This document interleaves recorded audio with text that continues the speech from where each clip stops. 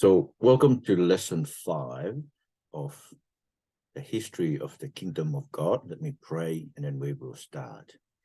Heavenly Father, we thank you so much for the opportunity for us to study the history of the kingdom through the Gospel of Luke and the Acts of the Apostle. Thank you for Luke, for the inspiration you've given to him and through him, his writings.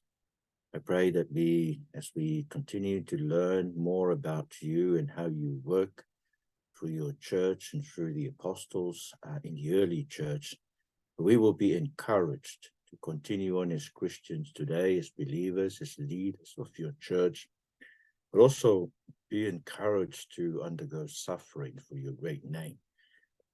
As we see the suffering of the apostles and the early Christians, in order to bring the gospel to us Gentiles. So praise in your Son's name. Amen.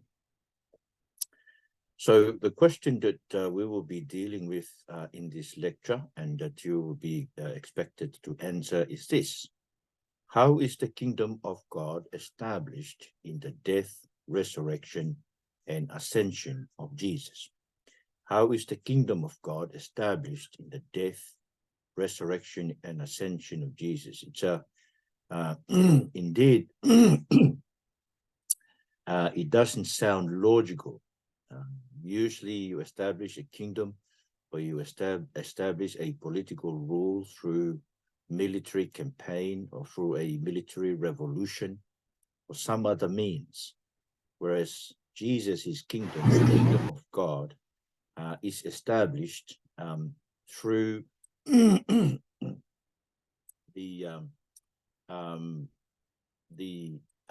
death and resurrection of the Lord Jesus Christ. So that's what you will have to explain as for your assessment of this lecture. How is the kingdom of God established in the death, resurrection, and ascension of Jesus?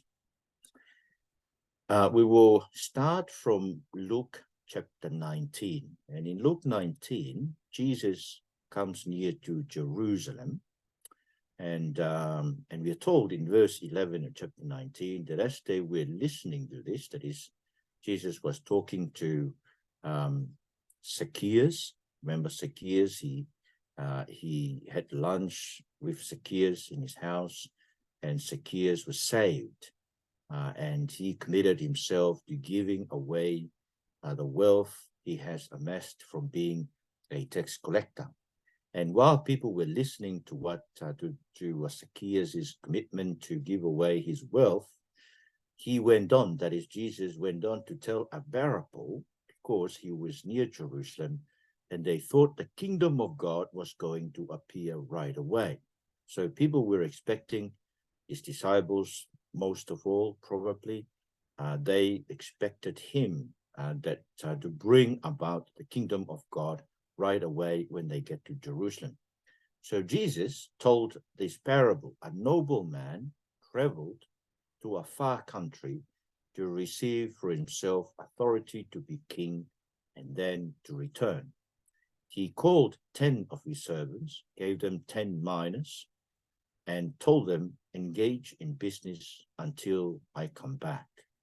But his subjects had hated him and sent a delegation after him, saying, we don't want this man to rule over us. So in other words, Jesus is going to go to a faraway country. That faraway country, as Luke shows us in Acts of the Apostle, is the right hand of God in heaven.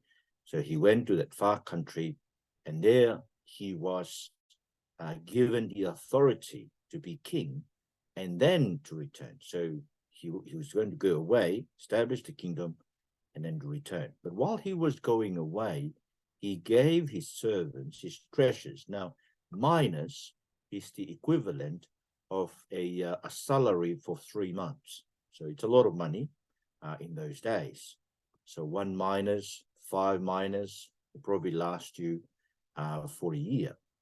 So he gave them his treasures, expect them to work through his treasures. Now, I take the minas to be the grace given to us by the Holy Spirit the spiritual gift given to us, because it's through the spiritual gift that the church of God is edified, built, and expanded.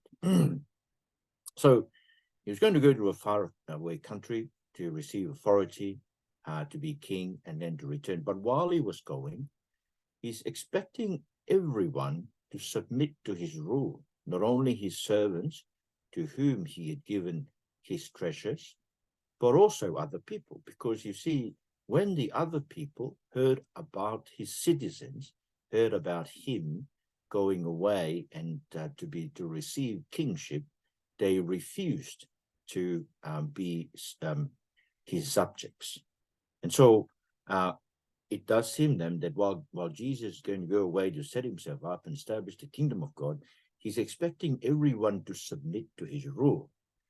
But yet there are two kinds of people while he's away: his servants, who are working away through the treasures given by Jesus himself, his grace, through his Spirit, but also those who refuse to submit to his rule. Now, when he returns, those enemies of his who did not want him to rule over them were brought to his presence and slaughtered. So that's in Luke 19:27.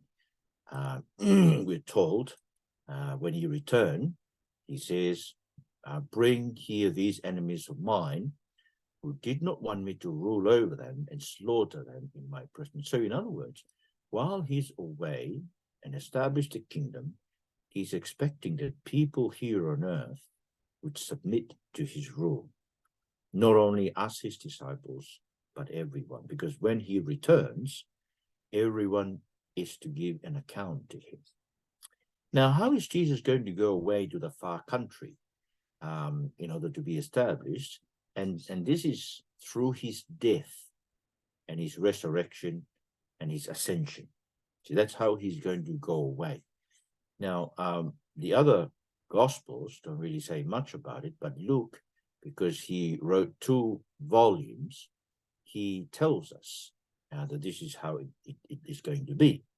So that Jesus was delivered to be crucified, and Luke tells us that Jesus' crucifixion and death was according to the definite plan and foreknowledge of God. This is from Acts chapter 2, verses 23. Though he was delivered up according to God's determined plan and foreknowledge, you used lawless people to nail him to a cross and kill him. And so 3 times throughout the ministry of Jesus, he was telling them that he is going to die. 3 times, even in Luke's gospel. Now, the reason that I take it, why Jesus kept on reassuring them that he is a Messiah who will die, is so that his disciples will not be thinking that he was going to establish the kingdom through a military campaign or a military revolution.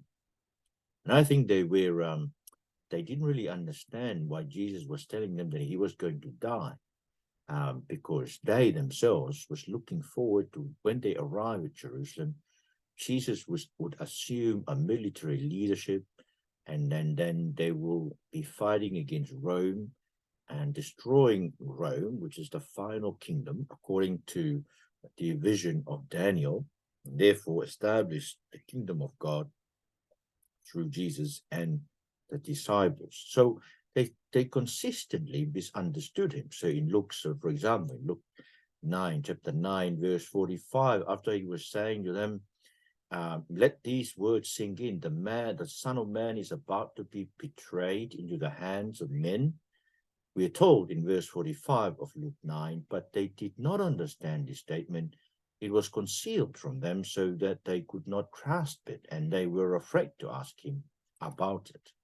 And then once again, when he was telling them in chapter 18, verse 34, he was telling them that when they arrive in Jerusalem, the Son of Man will be handed over to the Gentiles.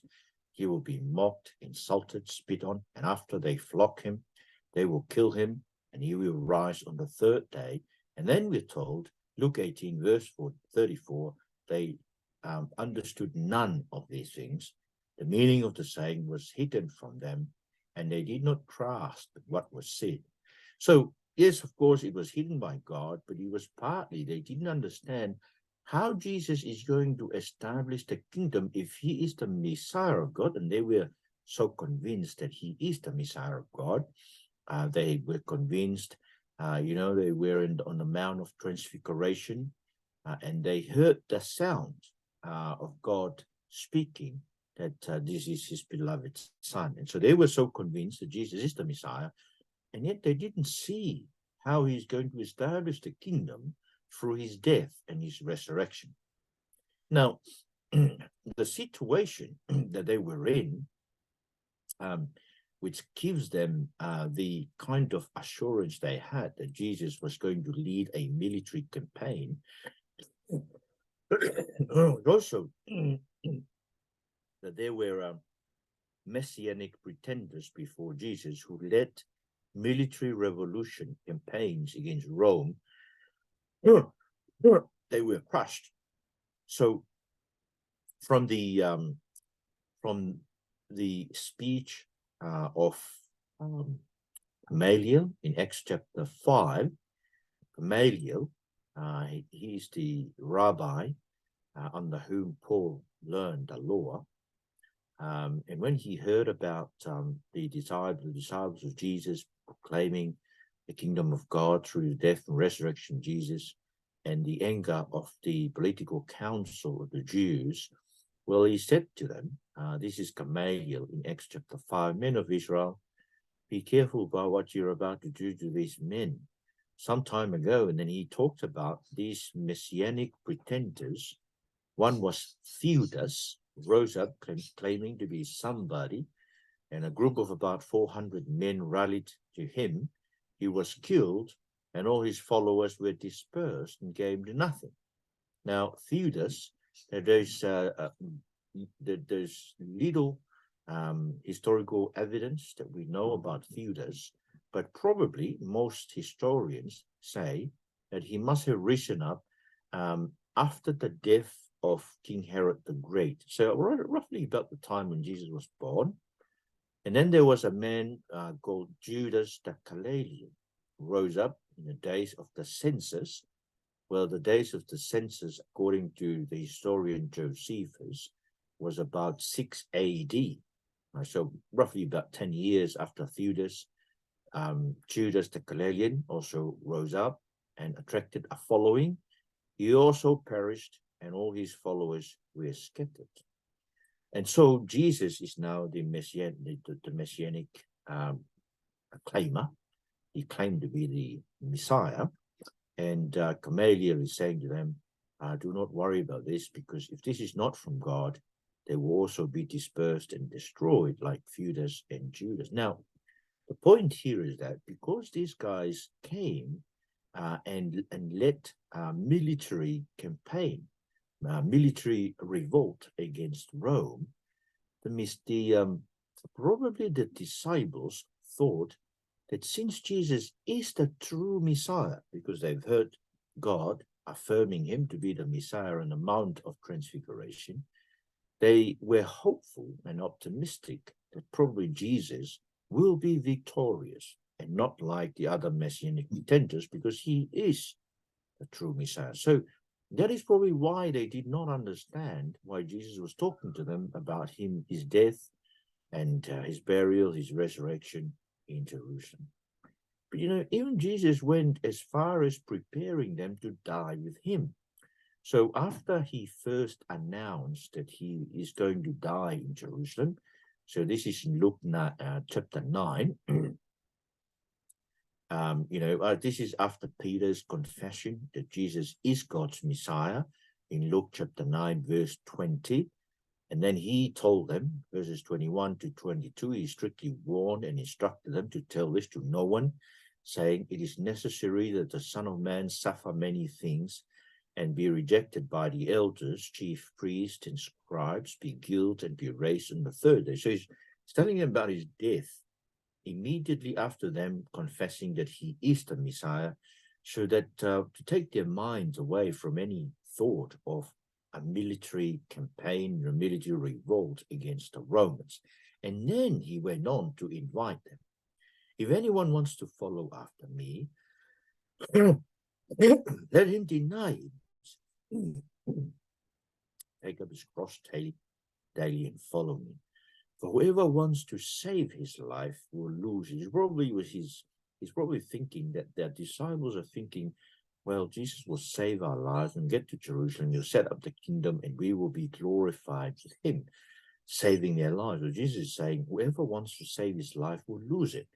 But whoever loses his life because of me is going to save it. For what does it benefit someone if he gains the whole world and yet loses or forfeits himself? So he's already saying, even if they gain the whole world through a military revolt against the Romans, what benefit would they get? So he's trying to set them free, their minds, from thinking that he was going to lead a war against the Roman in Jerusalem by inviting them to follow him and take up their cross and be ready to lose, to die for him, because this is the only way in which they can save themselves from this evil generation. Now, the cross, his death, was his ultimate battle. See, they thought that the enemy was Rome, a political enemy. See, this is what his disciples were thinking. But Jesus, in his mind, the ultimate enemy is death, Satan, and the nations of the earth. Of course, the nations, Satan is the one who is in control of death. So if I take you to Hebrews chapter 2, verse 14, Hebrews 2:14, it says, now, since the children have flesh and blood in common, Jesus also shared in these, so that through his death, he might destroy the one holding the power of death. That is the devil. So the devil holds the power of death. And so Jesus saw that his battle was against death and the devil, and that the death and the devil stands behind the nations of the earth who are also revolting and rebelling against God and Jesus, his Messiah. So when he died, he defeated death and Satan. So we're told in Acts chapter 2, verse 24, his resurrection, Peter is speaking, and he's saying to them, God raised him up, ending the pains of death, because it was not possible for him to be held by death. Was not possible for him to be held by the impossible. See, he fought death and Satan in the grave, and he was victorious. And his resurrection is his triumph over death and Satan. But also, his resurrection is his triumph over the nations, the political rulers of the world. Listen to Psalms 2, verses 1 to 3. Psalms 2, verses 1 to 3. It says, why do the nations rage and the peoples plot in vain? The kings of the earth take their stand, and the rulers conspire together against the Lord and his anointed one. Let's tear off their chains and throw their robes off us. So there is a rebellion, an international rebellion, which includes the nations, the peoples, the kings of the earth, the rulers. They conspire together against the Lord and his Messiah, and they're saying, let's cut them off. Let's take off their robes. So their robes is their demands, their words, and what they're expecting from the nations. And of course, they're expecting the nations to surrender to them. So when was this Psalm 2, verse 1 to 3 fulfilled in the mission of Jesus? We're told in Acts chapter 4, verses 26 to 28, that the kings of the earth take their stand and the rulers assemble together against the Lord and against his Messiah. So that's the quotation from Psalms 2, verses 1 to 3. And then we are told about the fulfillment of that. So when did the nations gather against the Messiah? Verse 27 of Acts chapter 4. For in fact, in this city, both Herod and Pontius Pilate, with the Gentiles and the people of Israel, assembled together against your holy servant Jesus, whom you anointed to do whatever your hand and your will had predestined to take place. So in other words, when Herod and Pilate and the Gentiles and the people of Israel, when they gathered to crucify the Messiah in Jerusalem, that is the fulfillment of Psalms 2, verses 1 to 3. That is the fulfillment of the international rebellion against God and his Messiah, wanting to cut them off. Right? And so when Jesus was raised from the dead, he was also, not only he was victorious over against death and Satan, he was also victorious over against the nation who uses evil to kill the Messiah of God. See, this is what why his resurrection was his triumph against the nation, because the nations thought they could use evil to kill Jesus. Excuse me. But through his resurrection, he shows that he was victorious. Now, following his resurrection was his ascension. Now, of course, there was a 40 days period between his resurrection and his ascension, where he stayed with them and ate with them, I think, just to convince the disciples of the truth of his resurrection. And he taught them about the kingdom of God. And then when he was about to ascend to heaven, they're still expecting that he would establish the kingdom. So listen to this. This is Acts chapter 1 and verse 6. Acts chapter 1, verse 6. So when they come together, they ask him, Lord, are you restoring the kingdom to Israel at this time? So they're still thinking about the kingdom, the day that the kingdom will be established then. And he said to them, it's not for you to know the times or periods the Father is set by his own authority, but you will receive power when the Holy Spirit has come on you, and you will be my witness in Jerusalem, in all Judea and Samaria, to the ends of the earth. So that there is, the kingdom is going to be established in a faraway country at the right hand of God. The Spirit will be poured out onto his disciples, and they will be sent out with a message of Jesus to recruit, to bring people, to make disciples of all nations, to bring them in, gather them to the kingdom of God before the end will come. So his ascension then take place.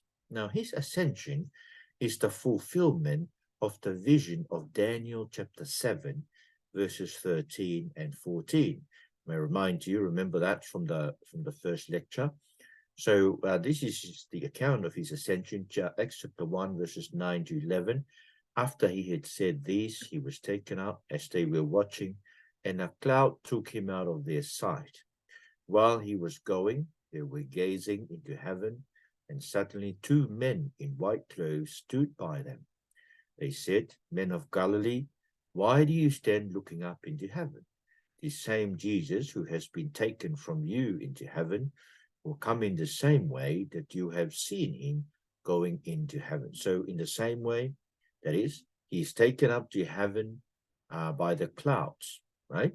So, and a cloud took him out of their sight. Now, see, that cloud is the cloud upon which the Son of Man came to the presence of Ancient of Days. So let me read to you from Daniel 7, 13 to 14. So they did not see this, but Daniel 7 saw this. And this is what happened when Jesus was ascended. I continued, this is Daniel 7, 13 to 14. I continued watching in the night visions, and suddenly one like a son of man was coming with the clouds of heaven. He approached the Ancient of Days and was escorted before him. He was given dominion and glory and a kingdom, so that those of every people, nation, and language should serve him. His dominion is an everlasting dominion that will not pass away, and his kingdom is one that will not be destroyed. This is the word of the Lord, thanks be to God. So he was ascended from his disciples on the clouds, and Daniel saw that his ascension was him being brought into the presence of God to be given the kingdom, so that he will rule forever and ever. He rule over people, nations, languages, tribes, and he will come again in the same way he's been taken to heaven. Now, the outpouring of the Holy Spirit on Pentecost is the confirmation that Jesus is now seated, the kingdom is now established, he is the Lord and the Christ. So listen to Acts chapter 2, verse 34 to 36, Acts 2, 34 to 36.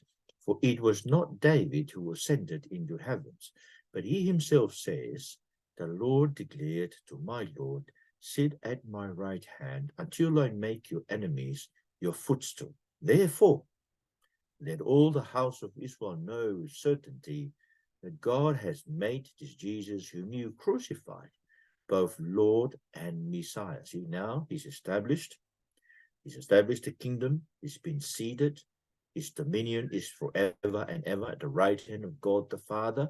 He is the Lord and he is the Christ as well.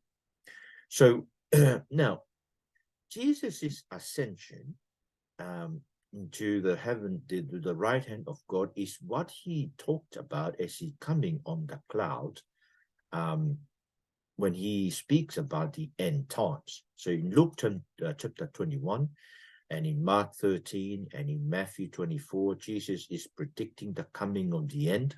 And they were asking him, what will be the sign when these things are about to take place? And then Jesus started talking about, well, you will hear wars, and many will come in my name, and rebellion will be happening, but the end won't come right away. So he's talking about the end.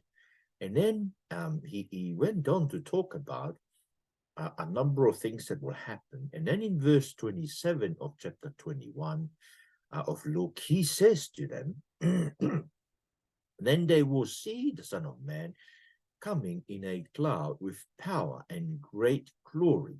And verse 28, he says, but when these things begin to take place, stand up and lift your heads, because your redemption is near.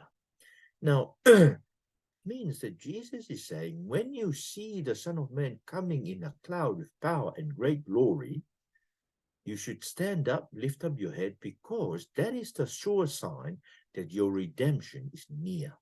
Okay? So when he comes on the clouds, so this is why I take it, he's talking about him coming in the clouds through his ascension to be seated at the right hand of God as the Lord and the Christ. So he goes on, and after that, to tell them, and he told them the parable. Look at the fig tree and all the trees. As soon as they put up leaves, you can see for yourself and recognize that summer is already near. In the same way, that is in the same way as the fig leaves. So when you see the fig leaves budding, that is, it's like seeing the Son of Man coming in the clouds, you know that summer is near. You know that your redemption is near. You know that the end is near. So in the same way, when you see these things happening, recognize the kingdom of God is near. That is, when Jesus is seated at the right hand of God, he is exalted, and his dominion is given to him. He will rule the nations from God as the Christ and the Lord. He says to them in verse 32 of Luke 21, truly I tell you, this generation will certainly not pass away until all things take place. Heaven and earth will pass away, but my words will never pass away. This is the word of the Lord. Thanks be to you. Now, a lot of scholars, New Testament scholars, believe that Jesus was mistaken about this, because they think that Jesus was predicting his coming on the cloud as his coming at the end times, right? He's the consummation of all things. So he thought, so a lot of scholars are mistaken, right? And I was reading some of the books before, they still are mistaken. They thought that when Jesus was saying, yes, the end will come in his generation, but it didn't happen. He died. One of the scholars, Albert Schweitzer, says that he threw himself into the hands of the Romans and died because he thought that might bring about the kingdom, but it didn't happen. So he died a disappointed prophet, so says Albert Schweitzer. But Albert Schweitzer is wrong, because Jesus was not talking about him coming in the end, the parousia, his second coming. He is talking about his ascension and seated at the right hand of God the Father, where his dominion is given to him, and he's now ruling. It happens during the generation of his disciples. They saw him. A lot of people in Jerusalem saw him because they saw the disciples who were speaking in tongues through the influence, under the influence of the Holy Spirit. So, yes, indeed, the generation of Jesus saw the coming of Jesus in the clouds. The disciples saw him.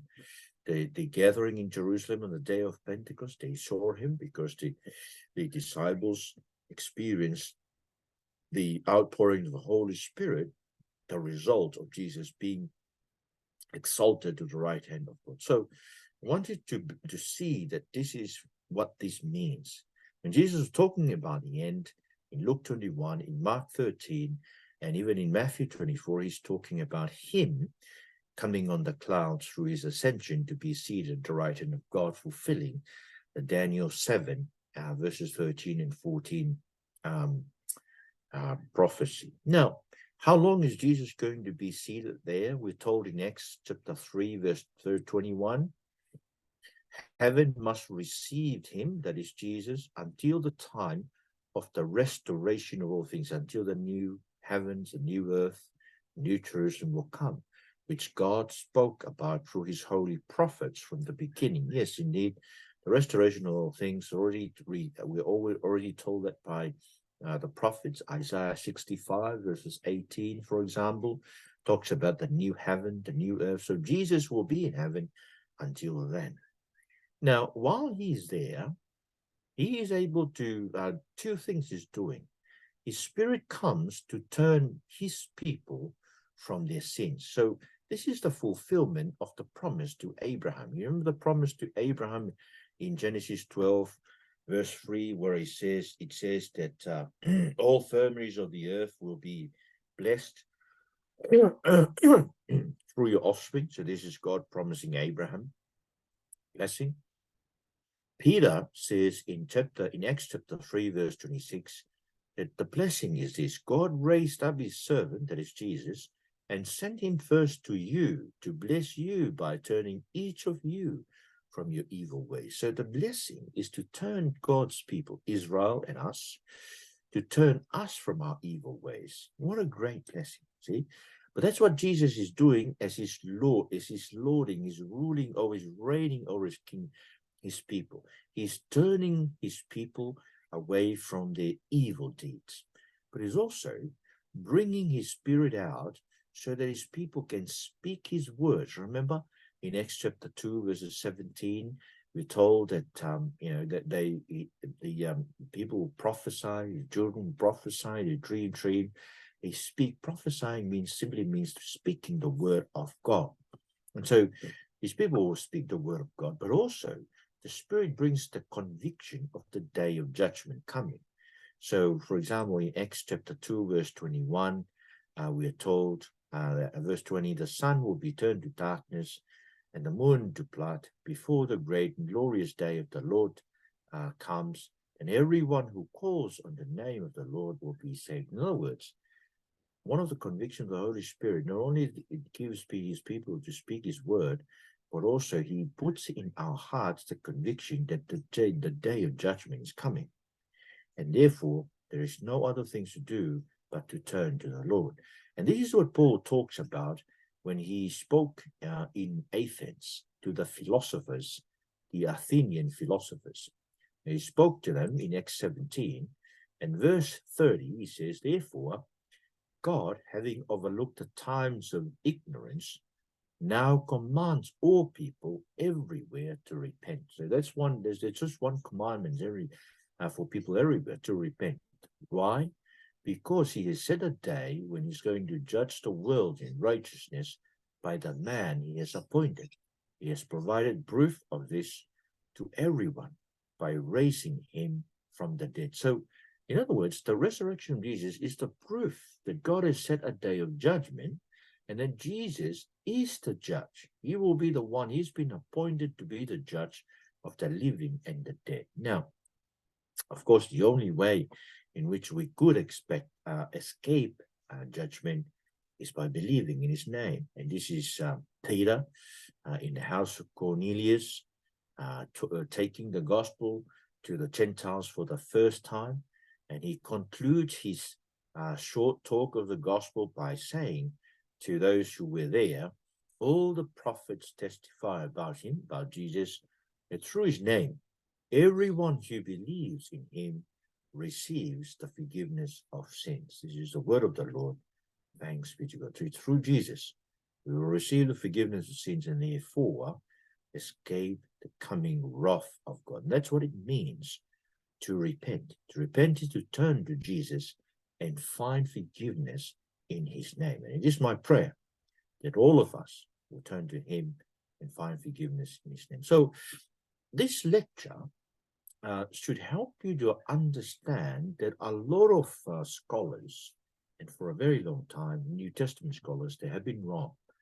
A lot of people thought that Jesus, when he says that the end will come during his own generation, because, you know, Matthew 24, Mark 13, Luke 21, Jesus affirms that the end will come, the kingdom will come during his life, the lifetime of his generation. And a lot of scholars have been led to think that he was wrong because the end didn't come. They're thinking of the consummation of all things.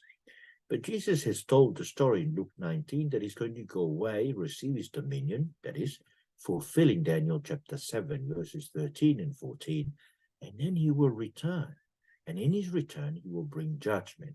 And while he's away, he's expecting us, his people, and everyone to submit to his rule.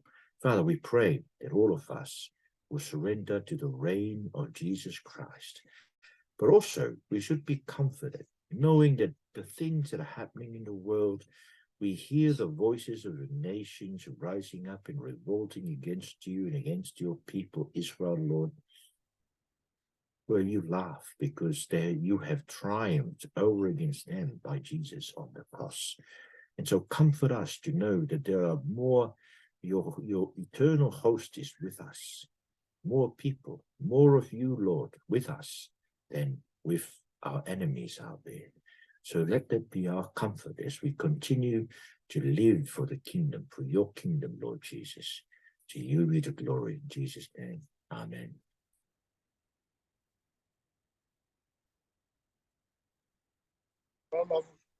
Hey, Marvin, was there any question? Thank you, Pastor. Malu, Mom.